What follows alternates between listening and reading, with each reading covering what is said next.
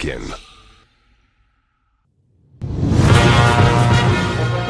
Muy buenos días. Estamos con el doctor en economía Hugo Salinas González, un querido paisano de la zona norte y de todo nuestro Perú.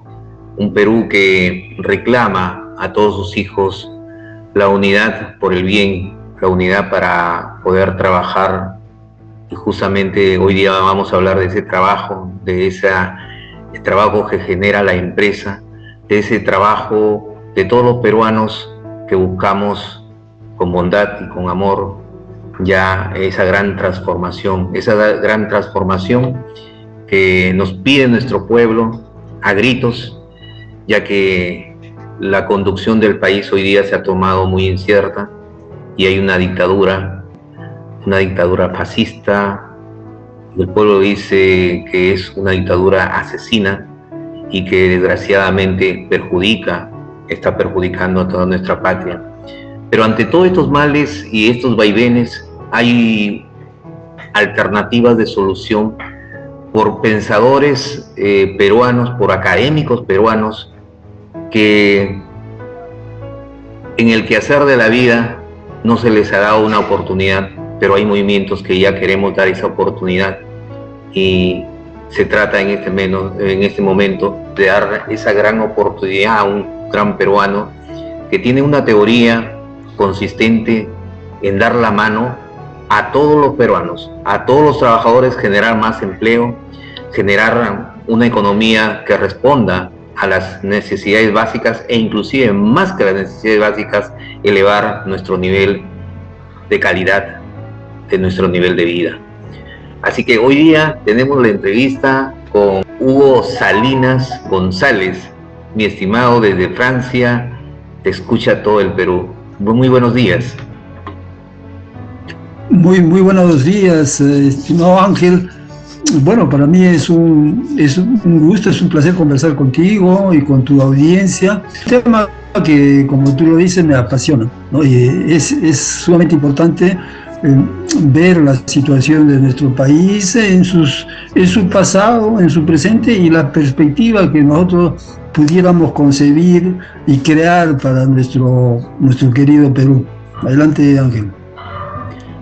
Sí, mi estimado Hugo Salinas, el país se pregunta, el principal aporte que hoy día se erige en cuanto a los comentarios académicos, se trata de cómo hacer las empresas país que van a solucionar nuestro problema socioeconómico en nuestro Perú, y no solamente en nuestro Perú, a nivel Latinoamérica y a nivel mundial, porque la propuesta que usted la hace no es una propuesta parcial solamente para un país, sino es universal. ¿En qué consiste? ¿Nos podría explicar? Bueno, brevemente, en realidad es lo que yo lo denomino la teoría del cambio. Y eso, como tú lo has dicho, es una propuesta a nivel mundial, porque hoy día y desde hace ya varios siglos vivimos una economía mundo.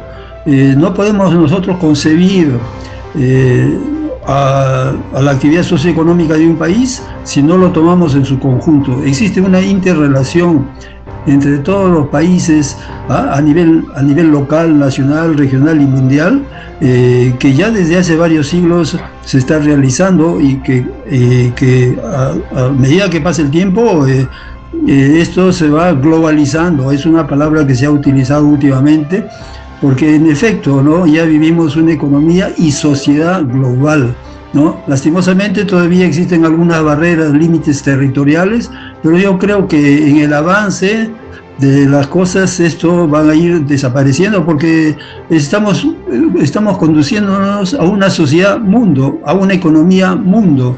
En las raíces ya estamos viviendo ese tipo de organización social, económica y política, ¿no? Entonces la visión o el estudio que he desarrollado va en esa perspectiva, una perspectiva, como algunos ya dijeron, holística, del total, del conjunto, y a partir de ello nosotros podemos analizar mejor nuestra situación en el país, ¿no?, desde su pasado, su presente el futuro. Entonces esta teoría del cambio es válida perfectamente para un país, para una región y el mundo, porque se estructura de esa manera. Entonces es importante concebirlo así, y eso es lo que nos abre muchas perspectivas, incluso como la que siempre estamos hablando en América Latina, de crear la patria grande, ¿no? De hermanar a los países, como que tenemos estrechos lazos, por ejemplo, entre el Perú, Ecuador, Bolivia, lazos históricos, lazos de lengua, incluso de territorio, un pasado rico. Entonces, en ese contexto es lo que yo propongo la empresa país. Pero la empresa país tiene una estructura con dos grandes componentes, ¿no? Toda empresa, incluso la empresa actual vigente, la que se desarrolla actualmente en el país y en el mundo, igualmente tiene dos grandes componentes. Lastimosamente, nuestros teóricos en ese aspecto solamente han podido visualizar el aspecto fenomenal, ¿no? Que en una empresa se produce bienes económicos y eso es todo, ¿no? Cuando en realidad no es solamente la empresa encargada de producir, sino hay otro elemento que tú has señalado, es el de que la riqueza producida se reparte, y esa parte está oculta, porque hoy día ese reparto es prácticamente orientado a un sector mínimo de la población, a aquellos que manejan la economía mundo, porque lo manejan con las empresas multinacionales, transnacionales, las grandes corporaciones, lo están manejando a nivel mundial, ¿no? Tanto así, es así que lo hemos visto, y varios ejemplos últimamente se han desarrollado, incluso en el caso COVID, en donde las empresas son las que orientan a los gobiernos, y gobiernos no de los países chicos, como podemos llamarlos, de América Latina, el África, sino incluso a los gobiernos como en donde estoy viviendo, Francia, o el de Estados Unidos. Es la empresa global, la empresa transnacional, la empresa con un gran poder que le dicta medidas y orientaciones al mismo gobierno. Entonces, esto es porque ellos manejan no solamente en el lado de la producción, sino incluso en el reparto de la riqueza creada, ¿no? Entonces, dentro de ese marco es que yo propongo una empresa diferente. Una empresa que no solamente se encarga de producir y orientar la riqueza hacia un pequeñísimo sector de la sociedad, sino que esa riqueza creada se debe orientar a la totalidad de la población, que es el objetivo fundamental de la actividad económica. Cuando el ser humano aparece como el Homo sapiens, el objetivo fundamental de la actividad económica es posibilitar la reproducción de ese Homo sapiens, de su grupo social, y indudablemente una interrelación positiva entre el grupo social y la naturaleza. Eso era elemental en esos momentos, pero desgraciadamente con algunos cambios que se han producido en la estructura, en la base de la actividad socioeconómica, hoy día tenemos de que la relación entre el ser humano y la naturaleza es prácticamente conflictivo, lo cual no debería ser, ¿no? Bueno, es de eso, grosso modo, es una pequeña introducción para lo que seguiremos conversando.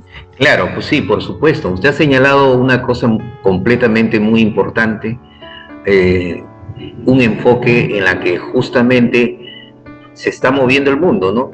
Un poder económico empresarial, de propiedad privada, y su rentabilidad se orienta a lo que viene a ser justamente a enriquecer cada vez más a una pequeña cantidad de población mundial, y tiene todos los lujos, pero se olvida de que hay grandes sectores marginados, grandes sectores olvidados, e inclusive que no satisfacen sus necesidades básicas a nivel mundial. Y eso lo hacemos también, ese enfoque, en cada país.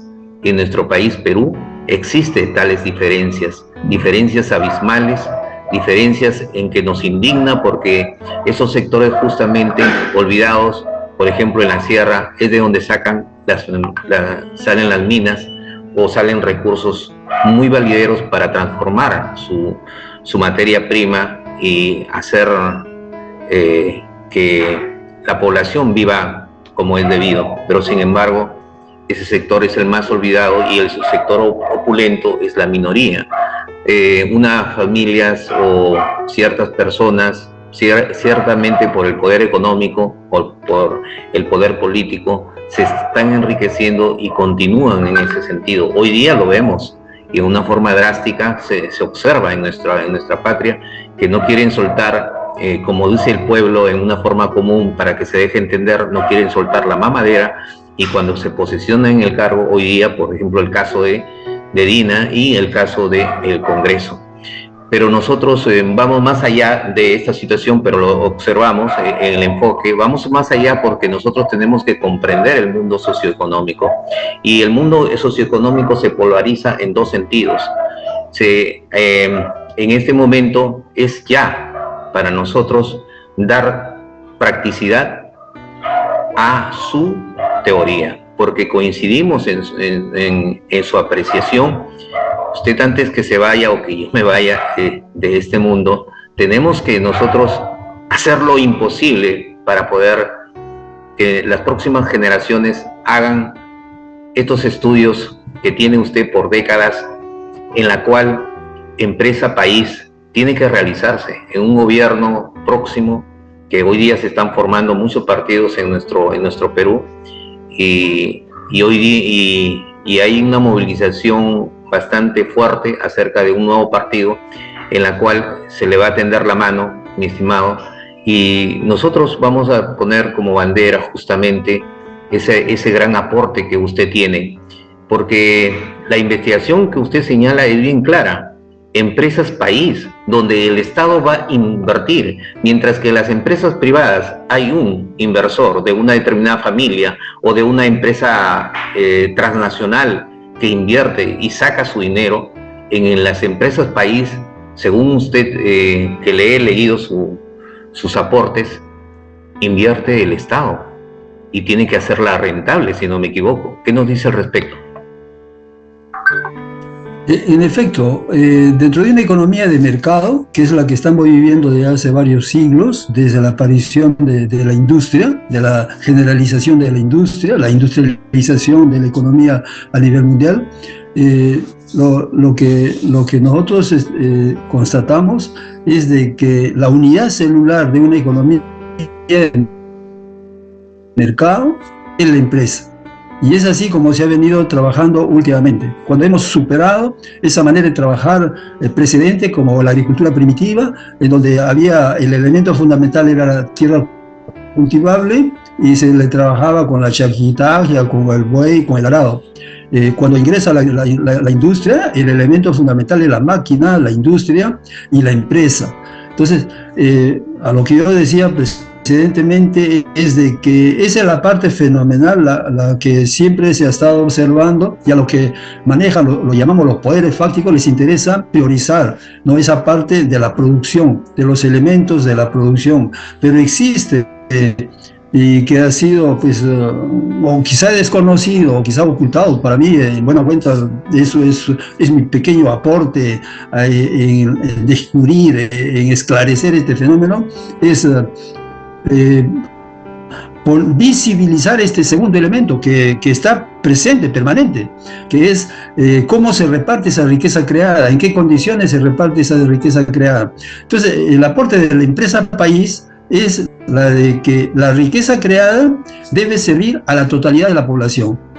Ese es el gran cambio que se puede producir, es ese, que la totalidad de la riqueza creada neta, que vienen a ser las ganancias de las empresas, esa riqueza creada neta debe servir a la totalidad de la población, por un simple hecho, ¿no? Es de que quienes crean la riqueza son la población, y la población no solamente presente, la que contribuye a la creación de las riquezas actualmente existentes han sido también las poblaciones pasadas, y un ejemplo bien clarísimo lo tenemos en el país, a Machu Picchu, ¿no? A Machu Picchu actualmente es una fuente de riqueza actual, pero no creada por las personas vivientes actualmente, ¿no? Por la población actual, ha sido creada por poblaciones, generaciones anteriores, que han posibilitado que nosotros podamos usufructuar de esa riqueza. Y eso es importante tomarlo en consideración, de que la riqueza de la cual nosotros estamos usufructuando no solamente pertenece a la generación actual, sino que ha sido creada por las generaciones actuales, y es el legado que vamos a dejar a nuestros hijos, a las generaciones venideras, ¿no? Entonces, y eso, para entender mejor esa repartición más o menos igualitaria de la riqueza, es necesario comprender este segundo elemento, el segundo elemento de cómo se reparte la riqueza, cuáles son las modalidades que la historia ha ido creando para que la riqueza creada pueda servir solamente para un pequeño grupo, que esa es la modalidad que existe desde hace 10.000 años, o en el caso de América Latina desde la invasión española, que sirve solamente para el bienestar de un pequeñísimo grupo, o que esa riqueza creada serviría para la totalidad de la población, como fue desde los orígenes de la humanidad y por miles y miles de años, ¿no?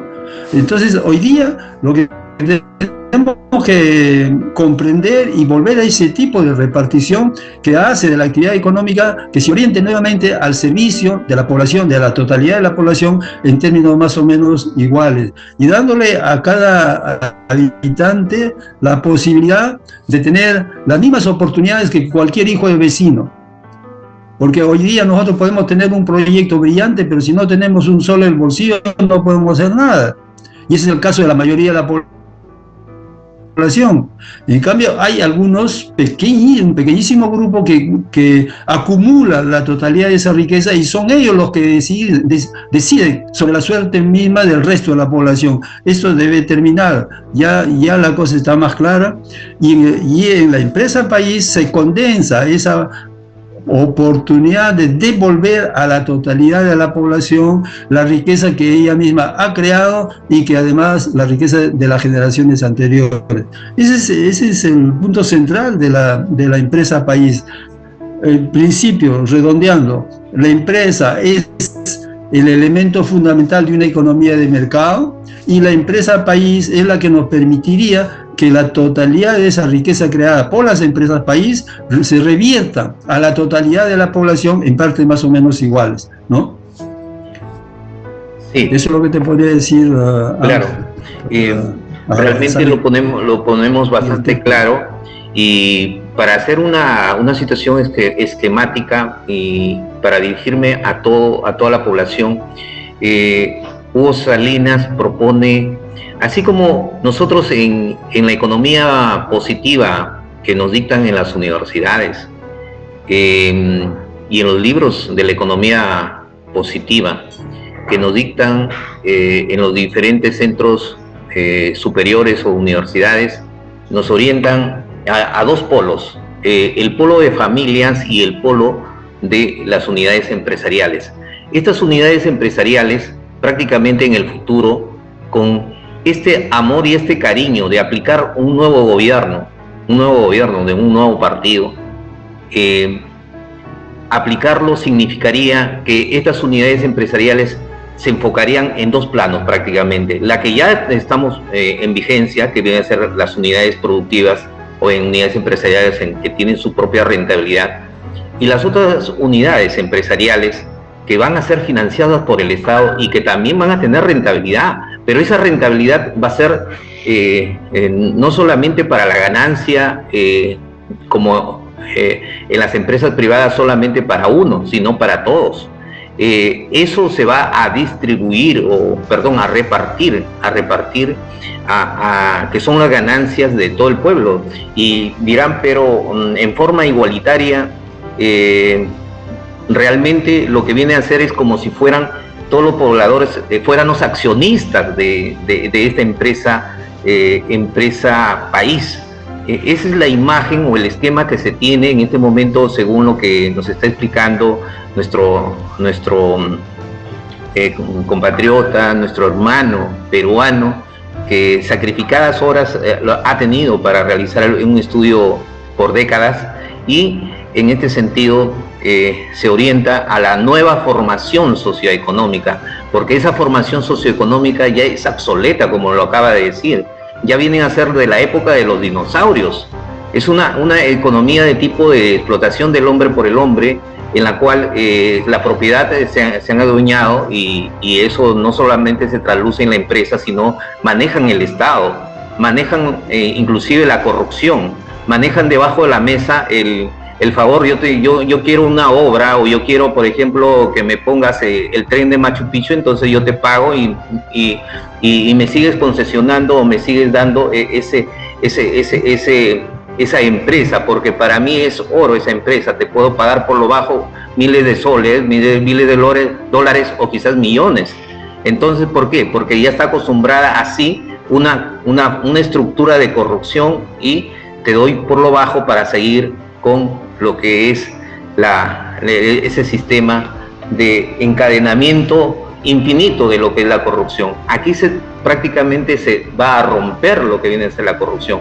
Para eso, las unidades empresariales en la que va a ser prácticamente una nueva formación socioeconómica, va a crecer, y el pueblo se va a dar cuenta de que cuando va a invertir o va a comprar un producto de la mercancía o del bien económico de esta nueva formación socioeconómica, que tiene su marca peruana, o tenga la marca de la humanidad, entonces va a apostar y se va a desarrollar la nueva formación paulatinamente, y va a ser mucho mejor en el marco de una economía de mercado que completamente va a revolucionar el mundo, y que nosotros estamos desde Innovación TV y de diferentes grupos de movimientos que en este momento varios luchadores sociales tratan de organizar un nuevo partido, en la cual está llevándose esta gran idea de nuestro amigo,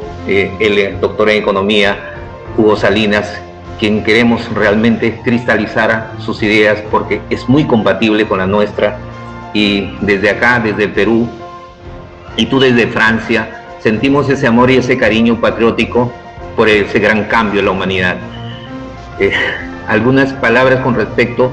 Yo sé de que falta mucho hablar, por ejemplo, la cuestión de la maquinaria, que no es invención de los ricos, es invención de la humanidad. Y por lo tanto la explotación tiene que ser para generar riqueza para todo el mundo, y no es para una sola empresa privada, oligopólica o de tipo transnacional. La empresa país, desde ese punto de vista, sí nos va a dar la oportunidad de ser peruanos, de ser humanos, de ser latinoamericanos, de ser humanos, solidarizarnos hasta con el que menos tiene.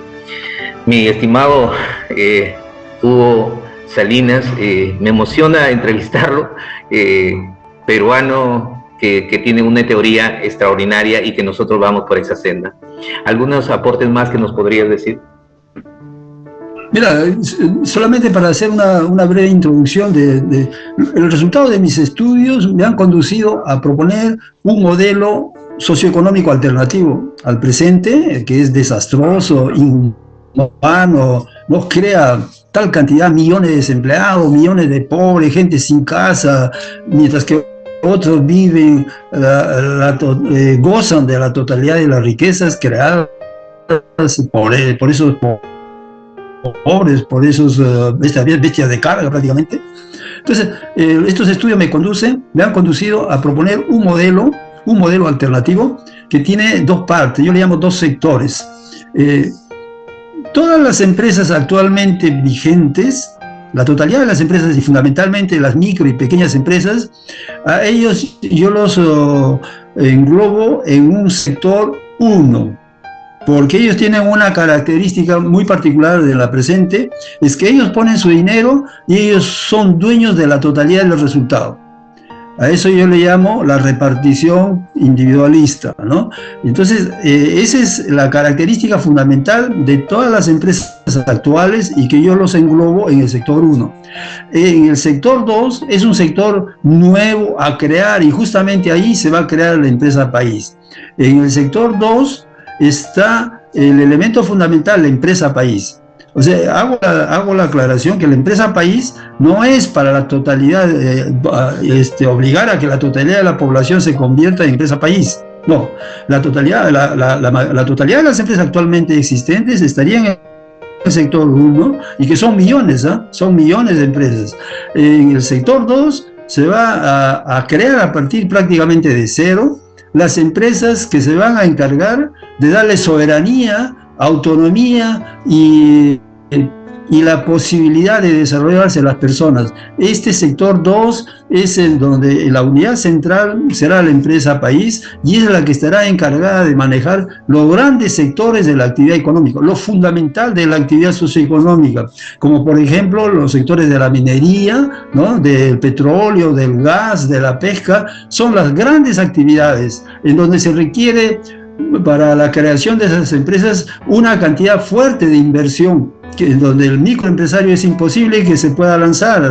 Su nivel de actividad lo impide, a que además en este gran sector exista una plena transparencia, porque ya es un sector del país, por eso que le llamo empresas país. Esas empresas pertenecerán a los 34 millones de habitantes del país, a todos ellos les pertenecerá. Tú has estado utilizando el término de Estado, pero así hablando en términos socioeconómicos, a quien va a pertenecer es al país.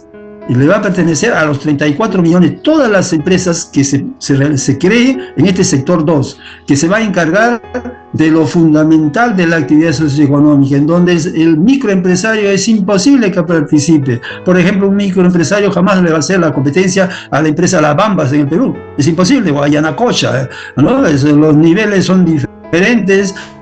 Y los niveles de inversión, de conocimientos y de manejar la economía a nivel mundial, porque ya estas empresas están orientadas a realizar intercambios a nivel mundial y en grandes cantidades, y para lo cual requiere que sea una empresa de talla, porque así lo exigen las condiciones. Entonces, esas empresas país están orientadas a crearse en el sector 2, independiente del sector 1 y con una características bien diferentes. En el sector 1, la totalidad de la riqueza creada es a quien puso el capital. El microempresario pone todo su esfuerzo, su capital, y por lo tanto le pertenece a él la totalidad de la riqueza que él ha creado. En cambio, en el sector 2, es el país que pone el capital, y por lo tanto, por normal, es al país que le pertenece la totalidad de la riqueza creada. ¿Y cómo se concretiza el hecho de que, puesto que él puso el capital, la totalidad del capital, cómo se concretiza el hecho de que va a volver a él la totalidad de la riqueza creada? Como ya estamos manejando la economía a nivel de empresas, entonces las empresas tienen dos grandes elementos. Uno, la masa salarial, y lo otro son las ganancias. Esto es lo que, cuando lo globalizamos a nivel país, es el PBI. Es el PBI, el Producto Bruto Interno del país, es la riqueza creada durante un ejercicio económico, en donde hay dos grandes masas de movimiento de dinero. Uno es la masa de salarios y otro es la masa de ganancias. La masa de salarios va orientada directamente a quienes trabajan, y eso pasará lo mismo en las empresas país. La masa de salarios irá a los que están trabajando en las empresas país, y los montos a ganar estará en función, como hoy día, en función de las horas que trabaja, las habilidades y competencias que tenga cada trabajador, y en función de eso tendrá un nivel de salario diferente al otro. Esa es la masa de salarios, y en ese sentido seguirá siendo igual como se está manejando ahora. La diferencia está, y ahí lo fundamental, es que la totalidad de ganancias generada por la totalidad de las empresas país irá a la totalidad de la población, ya no a unas cuantas, que es el país que pone el capital, la totalidad del capital, y la totalidad de las ganancias debe volver a la totalidad de la población en partes estrictamente iguales. Esa es la gran innovación de esta teoría, y que es el reflejo de los miles, cientos de miles de años que ha vivido el Homo sapiens desde sus orígenes hasta hace más o menos 10.000 años que se ha cambiado el tema, ¿no? Entonces, a ese tipo de repartición yo le llamo pues yo le llamo la repartición igualitaria, y que en concreto se traduce en la remuneración de base de cada persona. Cada persona desde que nace recibirá una parte igual de esa totalidad de ganancias de las empresas país, desde que nace hasta que el último día, los últimos minutos de su vida, la totalidad de su existencia, él, por ser miembro de la sociedad, no porque trabaja, sino por ser miembro de la sociedad, es la sociedad que lo compensa, que lo reconoce como parte de esta sociedad, de ser miembro de esta comunidad, y le corresponde a cada uno una remuneración de base igual que cualquier hijo de vecino, igual que todo el mundo, ¿no? Esa es la remuneración de base, muy diferente a los salarios. Los salarios se ganan, se perciben por las horas y por la calidad del trabajo que uno aportó a una empresa, ¿no? Si uno trabaja, uno tiene un salario en función de esas características. En cambio, la remuneración de base es porque uno pertenece a una sociedad. La sociedad lo reconoce y la sociedad le da una parte igual a cada uno de sus hijos. A los 34 millones de habitantes, cada uno de ellos recibirá una parte, una alícuota, una parte igual de la totalidad de las ganancias de las empresas país.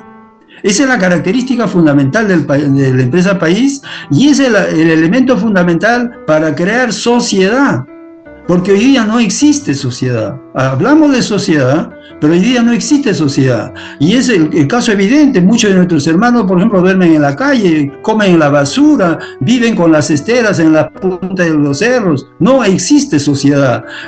Los millonarios o los que tienen dinero poco se preocupan de los vecinos, incluso nosotros mismos. Nos levantamos y salimos de nuestra casa y poco nos importa si el vecino al costado está hambriento, está enfermo, está muerto, poco nos interesa, porque no hay conexión, no hay relación de sociedad. En cambio, a través de esta remuneración de base, existe una plena compenetración entre todos los habitantes del país, porque ellos estarán dependiendo, estarán percibiendo de que esa remuneración de base que ellos reciben es porque hay hermanos que han trabajado, y le estará preocupado e interesado de que sus hermanos que pueden trabajar, trabajen, y que exista un trabajo para ellos, porque hoy día hay millones de desocupados y prácticamente a nadie le interesa, ¿no? Para nosotros es importante que los seres humanos se desenvuelvan, se desarrollen y tengan posibilidad de desarrollarse, pero para eso pues necesitan ciertos recursos financieros, porque hoy día vivimos una economía de mercado en donde todo se intercambia, ¿no? En términos de precios y monedas y de dinero. Entonces es importante tener una porción de dinero para poder desarrollar nuestras habilidades, nuestras competencias. Y esa remuneración de base es el que crea el lien social, la relación de sociedad, al mismo tiempo le está dando las posibilidades de desarrollar las habilidades y las competencias que tiene cada uno, desde que nace hasta el final de sus días. Esta es la potencia, la fuerza de la empresa país.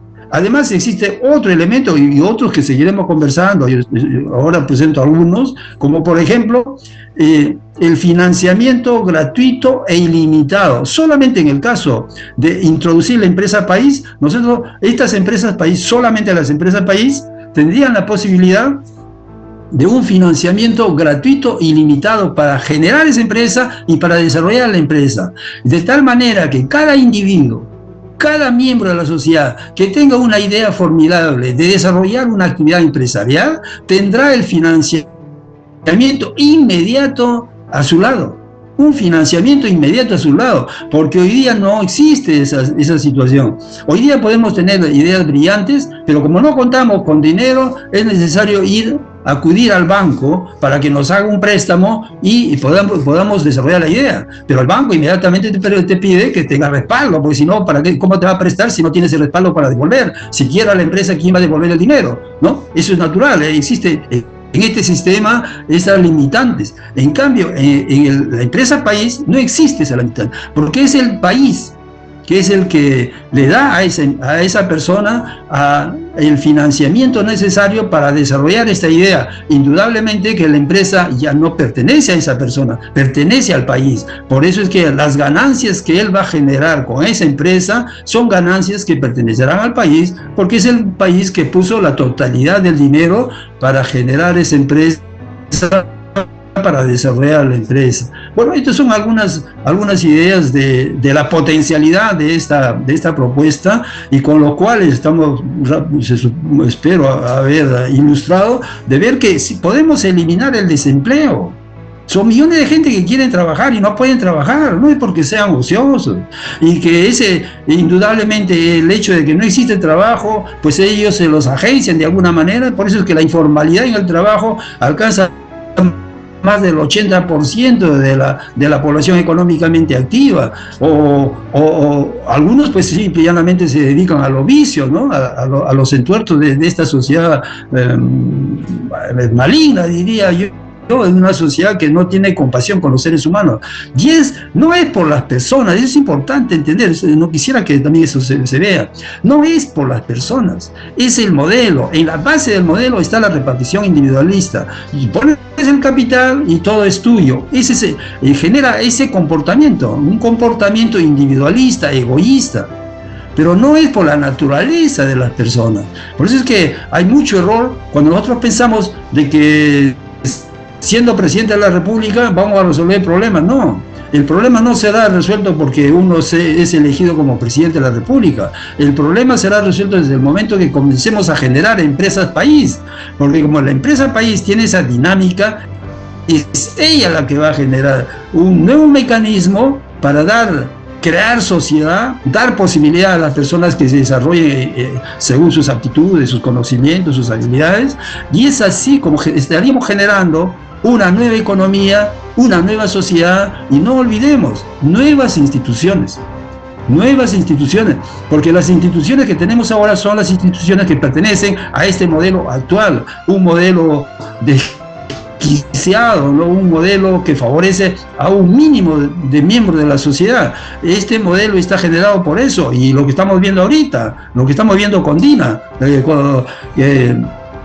la señora que se cree presidente de la República, esta señora pues es el representante de ese modelo, de esos poderes fácticos, de ese modelo, de ese tipo de repartición individualista, en donde hay poquísimas personas que se llevan la totalidad de la riqueza por ese pueblo, al cual lo están matando, y todas esas Fuerzas Armadas se ponen al servicio de ellos. Las Fuerzas Armadas se ponen al servicio de ellos porque precisamente para eso se han creado las Fuerzas Armadas. Las Fuerzas Armadas tiene desde su origen tiene ese sentido. Y indudablemente las otras instituciones como el Poder Judicial, el Congreso, lo estamos viendo claramente, están completamente al servicio de estos poderes factos, de este modelo de desarrollo. Eso es lo que hay que entender. Y en nuestras proclamas para transformar, para esta gran insurgencia, es importante entender ese problema y no solamente pensar en cerrar el Congreso, porque si solamente pensamos en cerrar el Congreso no hemos hecho nada.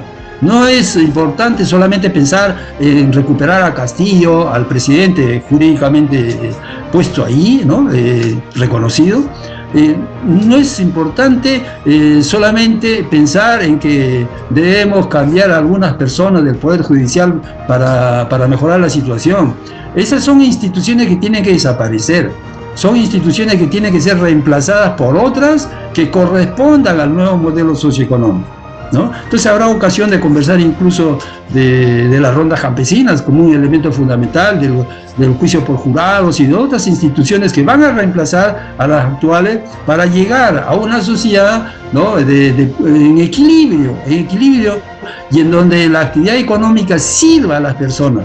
La actividad económica, ese es el objetivo fundamental para el cual fue creada la actividad económica, para que sirva a los miembros de la sociedad, para que los reproduzca en mejores condiciones cada día.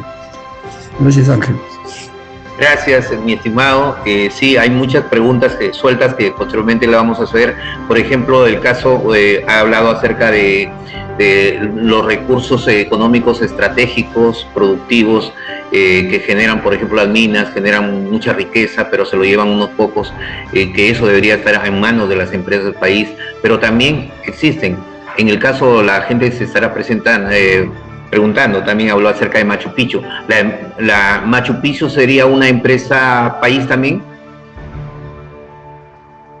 Indudablemente, es una empresa que es un legado de la humanidad, es una empresa que requiere, es una empresa lo estamos utilizando ahora como una empresa turística, ¿no?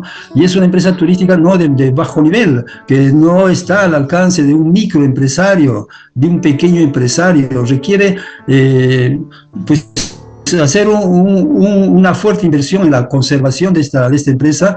Este es un bien de la comunidad, de la totalidad de los 34 millones de habitantes, y por lo tanto requiere de una transparencia. Y la transparencia tiene un costo, no es una palabra nada más. La transparencia tiene un costo, porque tiene que haber al interior de la empresa que maneje Machu Picchu, tiene que haber todos los elementos, los organismos de transparencia, pero al mismo tiempo la sociedad tiene que crear elementos para cultivar el buen hacer de las cosas. De que son elementos de la transparencia que van a posibilitar de que esta empresa se desarrolle en buenos términos y que no vuelva a reproducirse la corrupción que existe, y que, por ejemplo, es uno de los temas que lo podríamos conversar luego, porque la empresa país tiene una característica fundamental.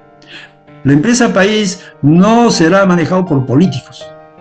Su estructura está diseñada, se ve claramente que tiene que ser totalmente independiente de los políticos, totalmente independiente del gobierno, totalmente independiente de los partidos políticos, totalmente independiente de pequeños grupos, porque esta empresa pertenece al país. Claro. Y entonces tiene que ser manejado por el país, no por los políticos, no por los gobernantes. Esta empresa tiene que ser manejada por el país, y eso para nosotros actualmente pues nos parece un poco difícil de entender. ¿Cómo una empresa puede ser manejada por un país? Es un poco difícil de entenderlo, pero cuando uno entra al tema y lo desarrolla y comienza a visionar mejor, es fácilmente comprensible de la manera, la mecánica, cómo el país puede manejar, porque no habrá solo una empresa país, habrán varias empresas país y empresas de talla internacional, de talla mundial. Entonces, ¿cómo un país puede manejar a esas empresas? Eso lo podríamos desarrollar en un momento, Claro. y pues es fácilmente comprensible, y se nos hace un poco difícil porque hay una cosa lamentable. Nosotros seguimos siendo bestias de carga. Somos profesionales en las diferentes disciplinas, doctores, economía, sociología, en medicina, pero en un punto esencial somos completamente ignorantes. Es el manejo del bien común. Y el manejo del bien común para nosotros es totalmente que es difícil percibirlo, porque nos han acostumbrado solamente a ser pongos, siervos, a ser esclavos, o ahora a ser asalariados, y en donde solamente, por ejemplo, ahora solamente nos preocupa cuánto ganamos, 1.000 soles, 2.000 soles, 5.000 soles, y nos encargamos solamente de ver cómo gastar de la mejor forma esos 5.000 soles, y nos olvidamos totalmente de la totalidad de las ganancias. Y la totalidad de la ganancia la administran ellos, los poderes fácticos, y nosotros somos completamente ignorantes en esto. Y además hay empresas que son, como por ejemplo los micro y pequeños empresarios de propiedad individual, pero las empresas del país son de propiedad colectiva, pertenece al país.